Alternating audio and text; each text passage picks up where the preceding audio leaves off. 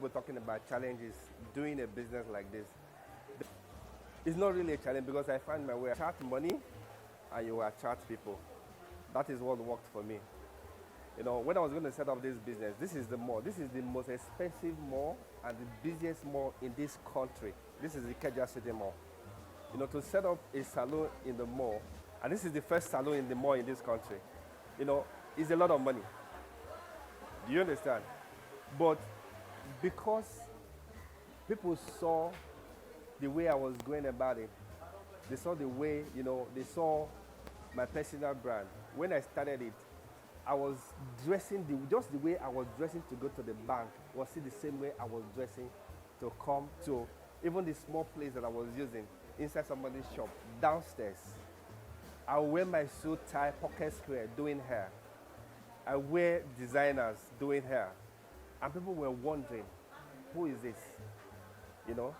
So that one alone put crowd. That one alone, you know, put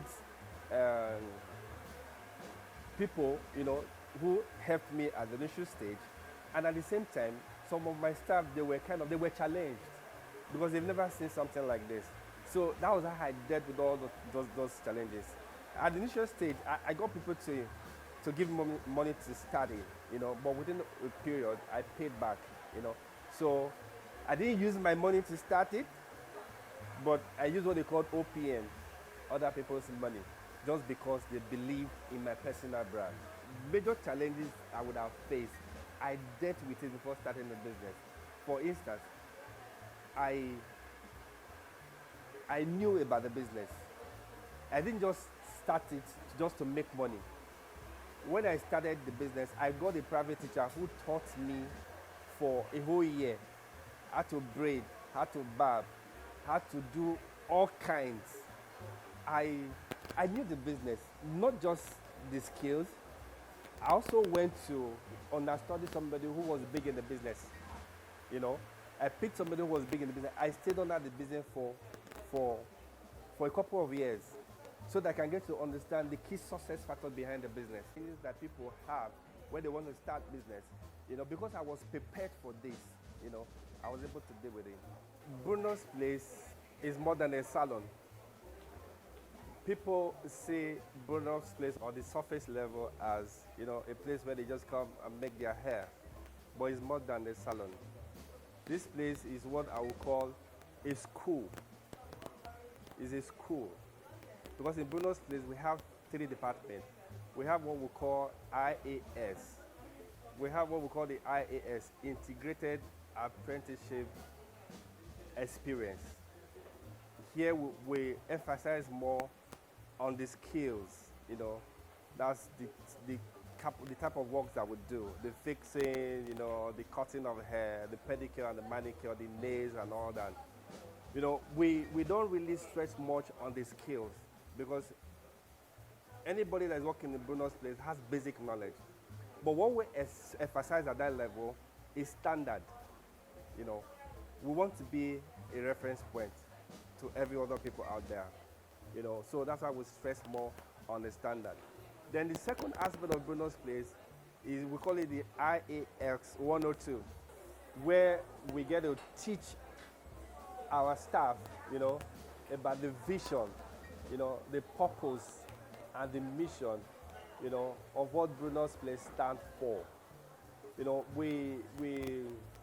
those days people used to think that this kind of business for dropouts, you know, is for people who the less privileged, people who are looked down on.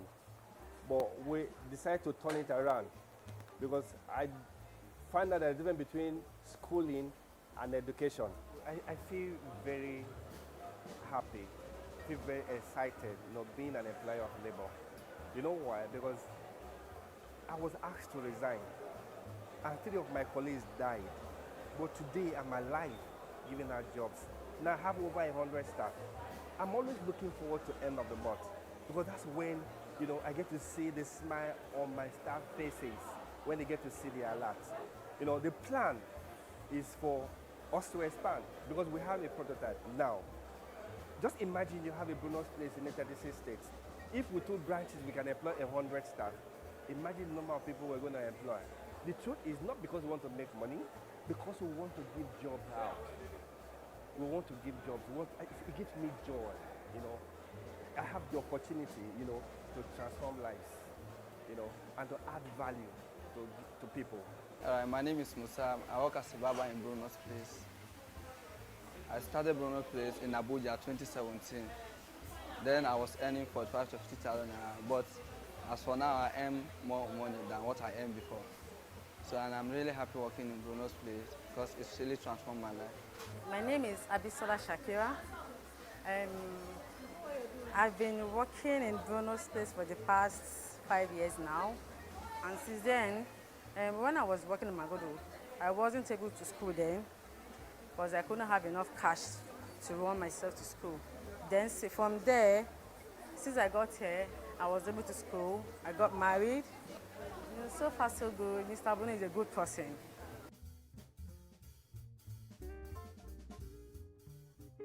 This is not the regular 9 to 5. This is my life.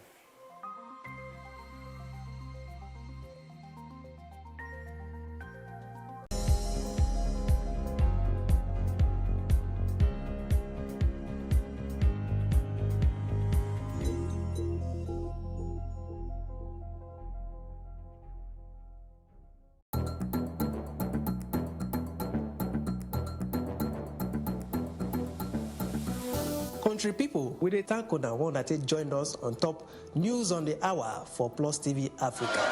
This na number 63 Massey Street for Itafaji, where building just collapsed by 10 a.m. this morning. They say the Oga of the indigenous people of Biafra, Nnamdi Kanu, don't tell federal government say if they provoke him, it go cause wahala for inside the country. Because if the British citizen no be say you go enter Niger, come cause kasala, run go Britain, go stay in peace. Them say na the diesel truck catch fire as they try offload the diesel way they inside. Come out, fire department come try quench the fire. For the first time for Niger, every will enjoy television news for Ogbonge Pidgin English. For more tori, make una kukuma follow us at Plus TV Africa on top Facebook, Twitter and Instagram.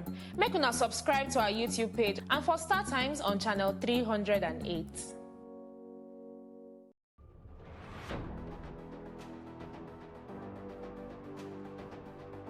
A lot of the jobs that exist today will not exist in the next 10 years. 10 years. When I see people today shouting, we're not too young to run, we are ready to run. Ready to run to where?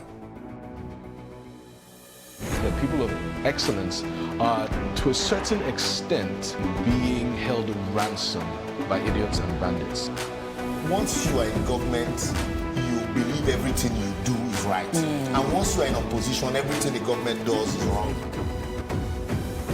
And so it's time for us to take over power.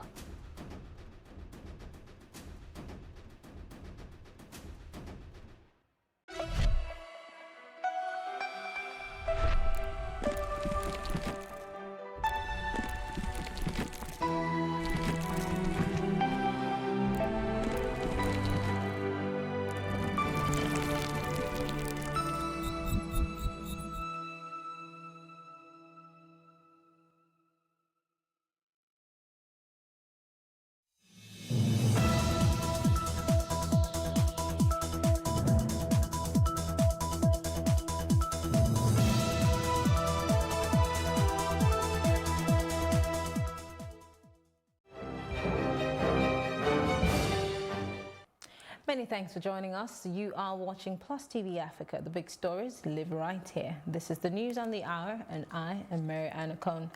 The federal government has replied former President Olusegun Obasanjo over his comment on the activities of Boko Haram terrorist group, describing his comment as divisive. According to the federal government, the comment by the former president is aimed at imputing ethno-religious motives to Boko Haram and ISWAP, and it is deeply offensive and patently divisive. This was disclosed in a statement issued in Abuja on Tuesday by the Minister of Information and Culture, Alhaji Lai Mohammed. Mohammed added that such comments are far below the status of an elder statesman. He said it was particularly tragic that Obasanjo, who fought to keep Nigeria one, is the same one seeking to exploit the country's fault lines to divide it in the twilight of his life. The Abia State Police Command has warned the indigenous people of Biafra, IPOB, against any activity capable of truncating the peace and safety of its residents. The Commissioner of Police in the state, Ene Okun, gave the warning and emphasized anyone who was found culpable will be dealt with severely. The Commissioner's comment comes in a reaction to the sit-at-home order issued by the prescribed movement, scheduled to come into effect on May 30, 2019. He noted that security personnel have been put in strange or strategic places, thereby assuring residents to go about their business activities without fear.